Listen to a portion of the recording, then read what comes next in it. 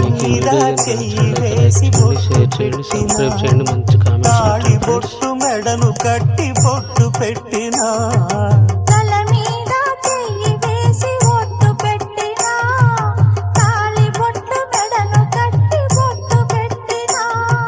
సన్ని కళ్ళు తొక్కిన సప్త పదులు మెట్టిన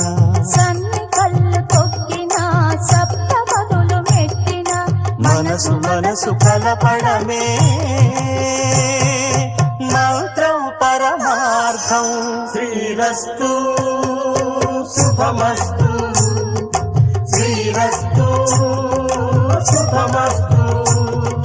శ్రీకారం చుట్టుకుంది పెళ్లి పుస్తకం, ఇక ఆకారం దాచుతుంది కొత్త జీవితం.